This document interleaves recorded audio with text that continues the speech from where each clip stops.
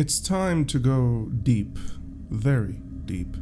There are many questions in Black Desert's lore that are of vast importance, so to say. Questions that will shake the fundamentals of understanding of our world, questions that if answered with a simple yes or no, or are given any explanation, will cause a radical shift within the understanding of the nations and factions of our continent. Probably you yourself have asked these questions in the past, such as, what is the nature and origin of the Black Spirit? What would happen if Sage regained his memories? What are Elezra's motives to, do what Elezra does? Many of these will be answered in the finale of Black Desert in the final region of Vidania, commonly known right now as the Demon Lands, and prior to that, in Ataraxians or Zekia, we'll understand a great and rather profound number of things tied to the most fundamental questions of our world, including Elezra's mystery. But there is a question that in my opinion will be the centerpiece, and rightfully so, is also one of these of vast importance. Whatever happened with Sylvia, the goddess of the elves? To explore this part, knowing that in Orzekia we will probably get a hint of an answer, is truly haunting, because to know what happened with Sylvia means to understand which part of the Elven faction is the quote-unquote correct one in their bickering, and that outside alone will have an absurd consequence of not just in Camasylvia and Audilita, but also in the outside world.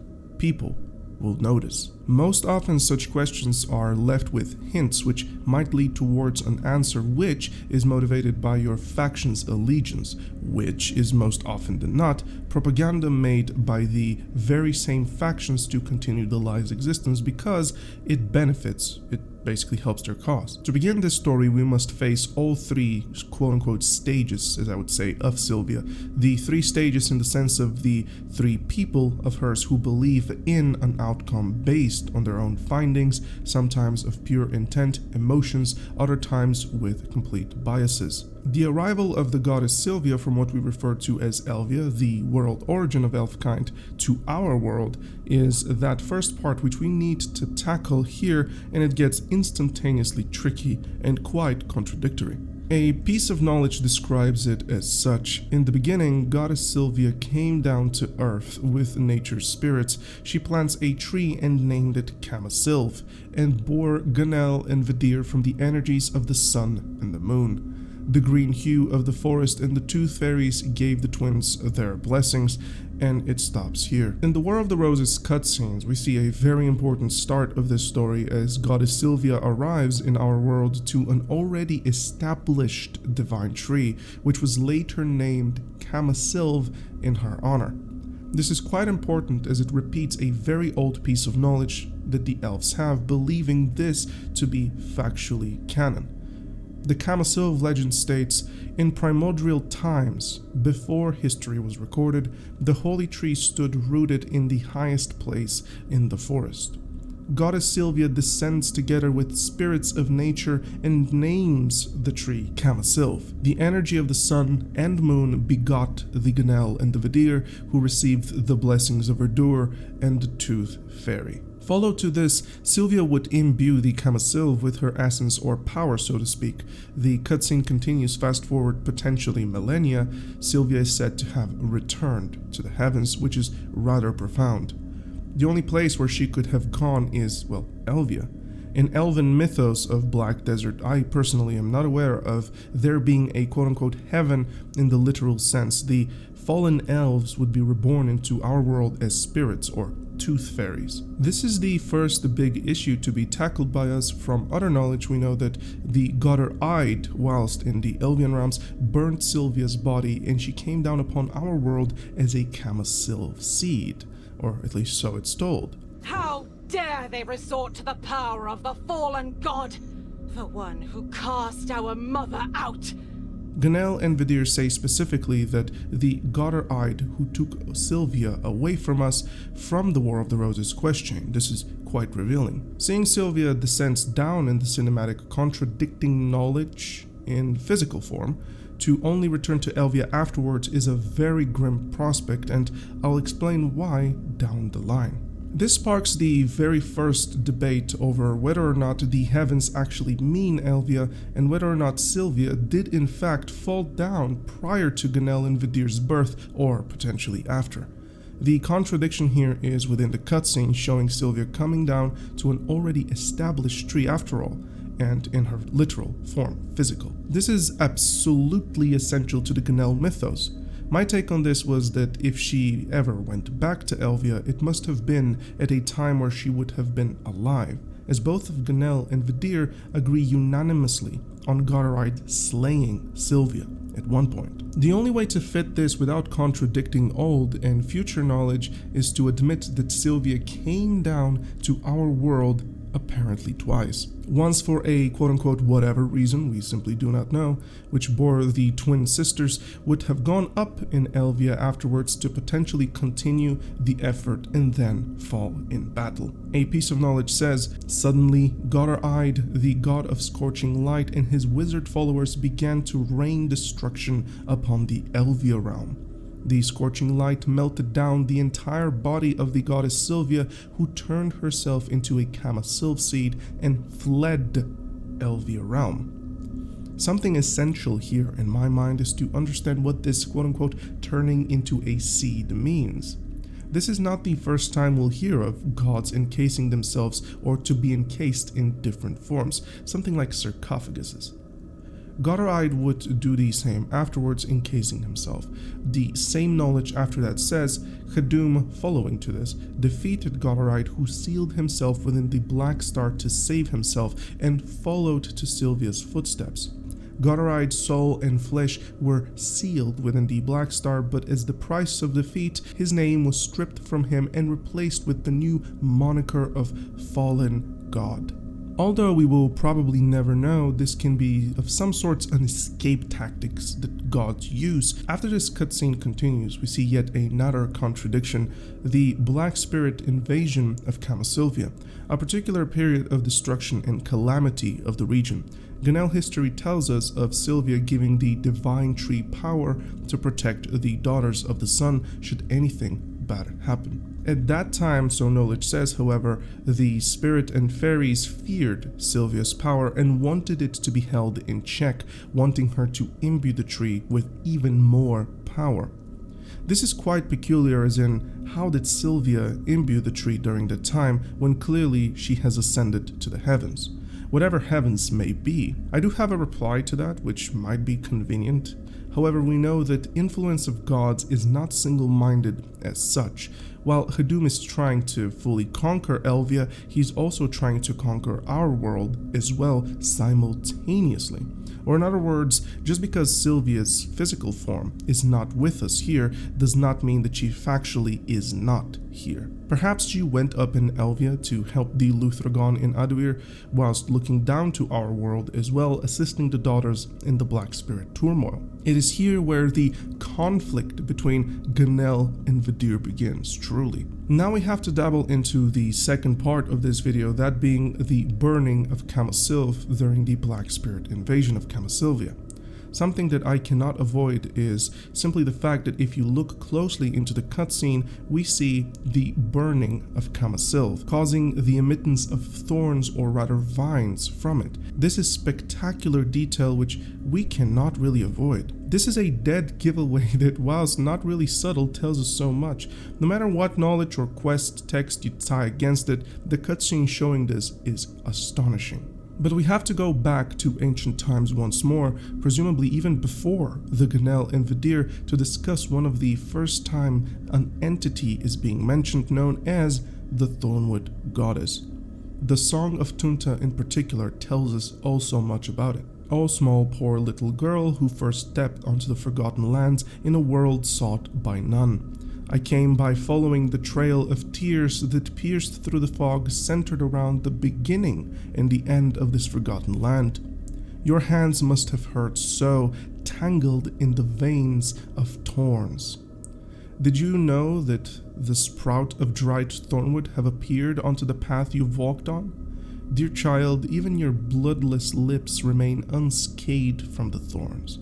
so let out your sorrow and tears as you wish." Touched by the sincere words of comfort that reached her, the Thornwood girl broke out in tears as the Thornwood sprout transcended time, growing through and chasing away the once eternal fog. "Dear child, you have a mysterious gift to create all things.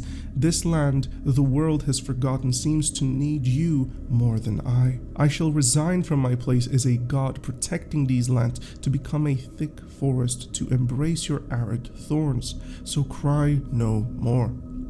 My large hooves shall work the land, my loud cry shall part the fog, and I shall grind my horns to light up a flame for your protection, so you shall welcome those who find these lands as the Thornwood Goddess henceforth."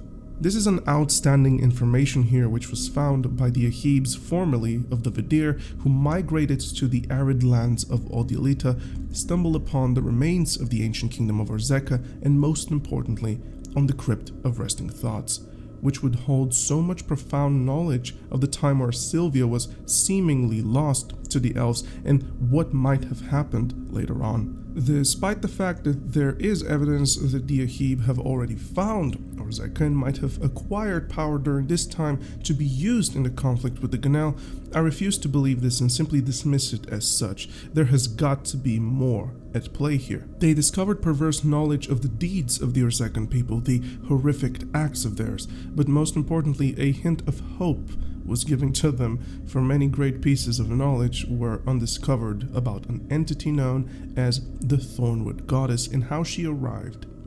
Whilst truly a dead giveaway, the Ahibs have not told us really more than a fraction of what they know.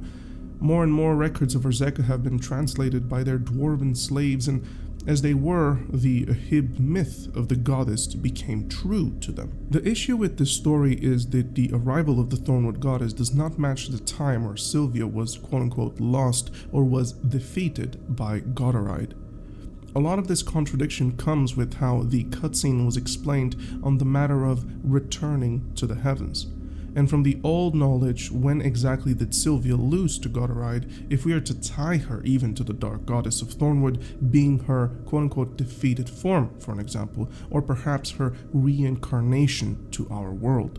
This is extremely important as the imbuing of the Camasylve with Sylvia's power is, well, in fact, old lore, while the draining of Sylvia's power from the tree is rather recent. Someone here is not telling the truth. The spirits, the Ganel, or perhaps the Ahibs. The Ahibs worship the Dark Goddess of Thornwood as Sylvia. This is their belief, and they shame the Camasylvian spirits and fairies for drawing too much power from the divine tree during the Black Spirit invasion, which caused Sylvia to be deprived of her power only to flee to Odilita. Here is an Ahib propaganda that really shoots off in a wrong way, or, well, does it? It doesn't make a lot of sense. The entity recorded in history as the Thornwood Goddess, being factually more ancient than Sylvia, well, be her. If we're to believe at face value, that is, unless you watched carefully and subscribe to the canonicity of this cutscene. So now the real question is, if this lore is obviously for Ahib purposes prior to their entire timeline, to extend that period in particular so that we can make a connection with how ancient Thornwood Goddess and Sylvia are. But why would they lie literally about it? It does seem like a coping mechanism to quote-unquote move on and find something to worship, as the entire elf being revolves around a maternal figure, a mother. No matter how we twist this around, there is evidence that Sylvia can in fact be the Thornwood Goddess. She bore Kuturan to the Orzekans, the divine tree of theirs which would bestow great power. You can probably see the connection here, from one goddess and a tree to another goddess and yet another tree. But there is a profound piece of knowledge which was shared with me recently by Korn from the BDO Discord.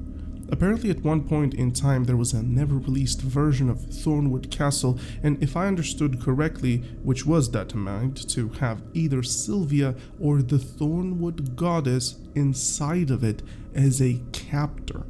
This would have been insane to see. We come to the third part of this video, specifically to discuss Sephir and her Ahib renegade, so to speak. To clear the air a bit on this part, it's important to note that Sefer Zahibs, through means of manipulation by Ibidor, one way or another, were given quote-unquote concrete evidence to believe that Sylvia is none other than Hadum, and that the god of despair himself has a different name and is all a separate entity from their belief that Sylvia is Hadum. So just to run this through, Sylvia for them is Hadum and the god of despair is someone else. A piece of knowledge describes this as the watchers of the earth, unlike the flowers of the sun and moon, remained in the Elvia realm and continued the endless fight to protect the world of the goddess. Yet after thousands of years, the Tree of Light was lost, breaking the link between the two worlds. However, they sought out the Seed of Light that the goddess left behind in the Elvia realm. The new sacred tree spoke softly to the desperate leader of the earth. I am the goddess of resurrection. Thousands of years have passed since my voice faded from this world, which has forgotten my name. Bring the malevolent god to its knees and cry out my name when the new sun, not the current one, rises once more.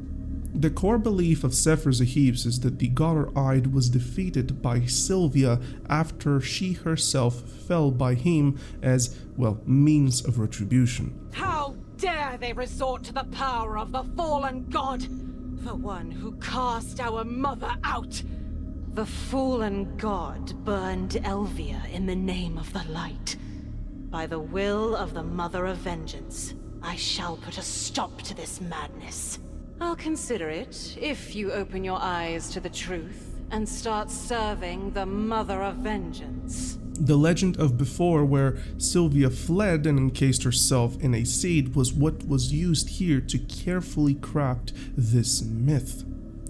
Resurrected from the very spot where Sylvia fled, Hadum defeated Godder-Eyed, who sealed himself within the Black Star, and we know the rest of the story. Hadum's quote-unquote resurrection in Elvia and then defeating Godder-Eyed was none other than Sylvia's instead. From that moment, the Sefer myth of the Mother of Retribution was born, and she is quite adamant about it. We know this entire ordeal, however, is a complete fabrication and a lie by Ibidor. Fact of the matter is that plenty of other knowledge say that this is false. It has been backed up. In general, believing Ibidor, Hadum's right-hand man, is, well, fact of the matter, a death sentence.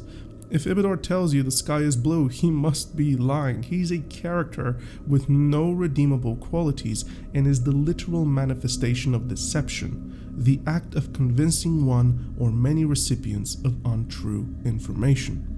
If tomorrow PA comes forth and says that Ibidor is the god of deception, I just wink once, say, yep, makes sense, and move on with my day. He is simply this kind of character. In today's time, we'll live with the Ganel truth of Sylvia. She is the mother who ascended to the heavens, never to be seen again. The Ganel, after all, were the victorious ones in the Civil War, and to the victor goes the spoils, the biggest of which is to tell the history. But I cannot help myself but think if she somehow is the Thornwood Goddess, the implications would be astonishing. The twist in favor to the Ahibs and what they might do with this knowledge. Would they go on a crusade against their sisters or try to show them the truth? If somehow Ibidor, for whatever reason, told the truth for once in his life and Hadum is Sylvia, that would in my eyes cause a world uproar and the immediate alliance of all other races and factions to cull down the elves to their last, for almost all horrors of our world then would have come from that origin. It can go to such extremes. But to witness Sylvia or the Thornwood Goddess with our own eyes would be a splendor. Beings of power so profound and extensive that it's unfathomable. It would be to stand beneath gods whose myths extend through the entirety of our world, and their deeds echo in time since. But the fact of the matter is, until we see one of them with our own very eyes and they tell us who they are, we will never know whatever happened with Sylvia, the goddess of the elves.